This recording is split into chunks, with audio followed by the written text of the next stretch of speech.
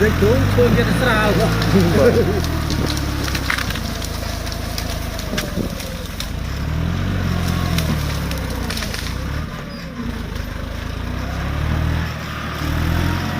nhặt tới còn lít tiếng tăm lúc xem xa để thực hơn đi con sao mấy bao tay chênh tầm đấy sao mấy bao tay chênh rồi sao nó làm đấy bánh dùng về ra ót ót lại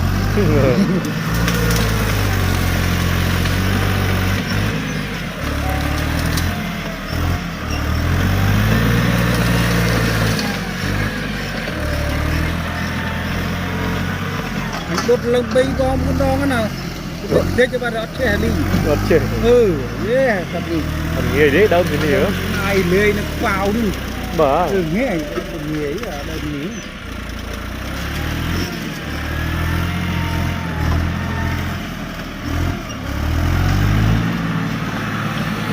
thì trên cây được rút từ lư đường đó trên cây này rút từ lư rút từ lư để nhào cái con này rút hai lần nước mới ngoài nó làm xe đợt đấy cho rút nước tốt mau luôn đèn con này cái thằng chụp chung cái đâm cắt rồi tôi còn cho một rút nước vô nó vì miền nào nó bự về luôn người ta cắt còn nghề chứ mà kêu lên được trao ra trao đi trao hết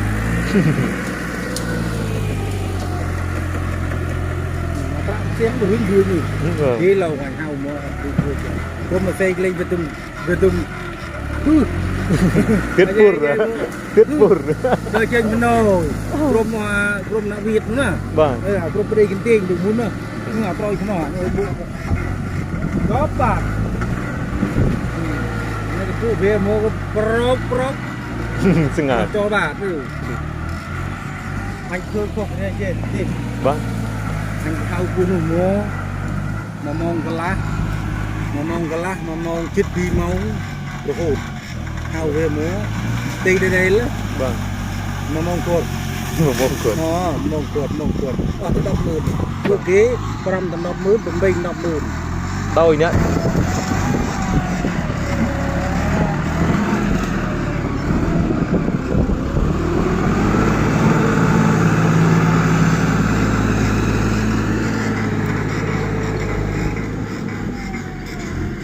đây kim con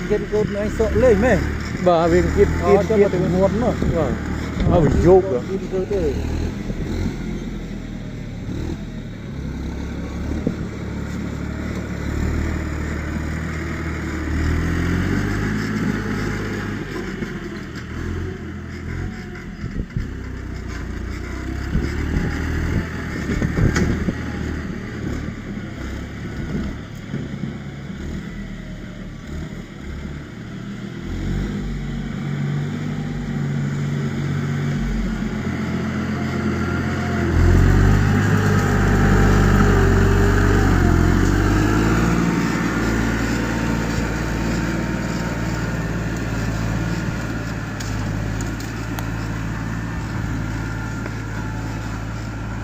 Ini betul adam telung ban keras nào.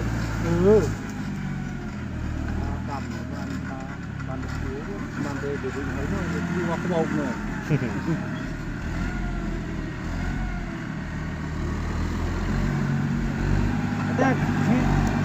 Đặt cái xăng cái gì đấy.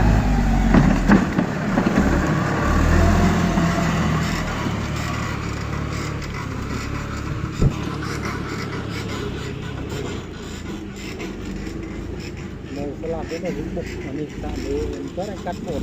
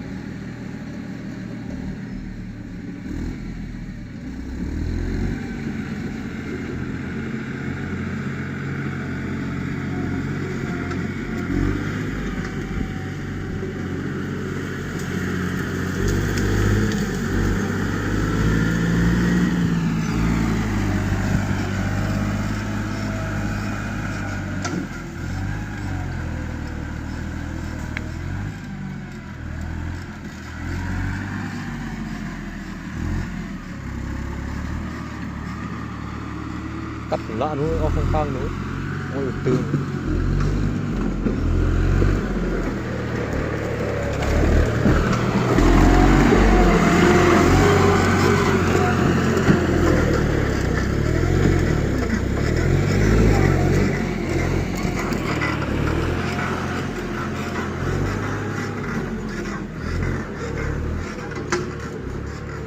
ruin như có gì nghe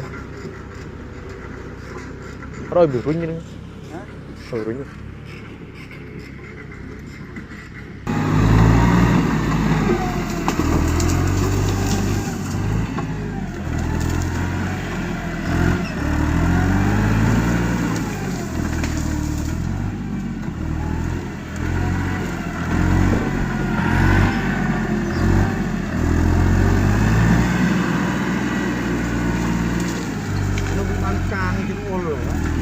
mà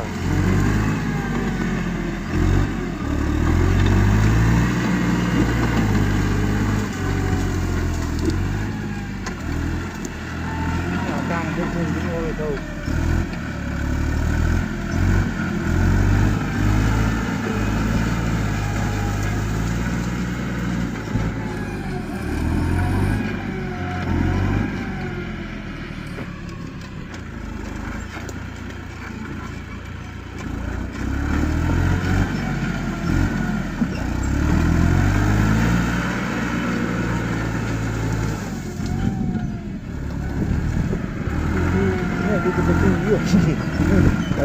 rồi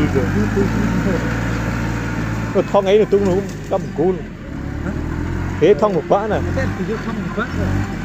giờ việc bo cho làm côn luôn chứ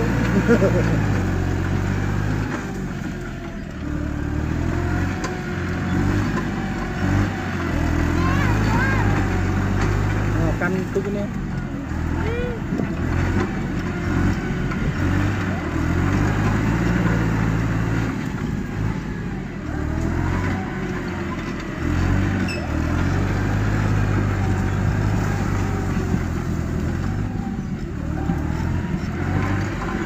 là cái mua sơn này này vâng mua rong này sơn cái con rốt đồ con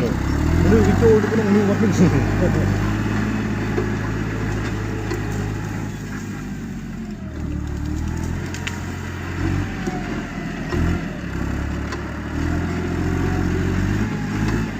mà nếu thêm cái đấy nó đâu bắt ra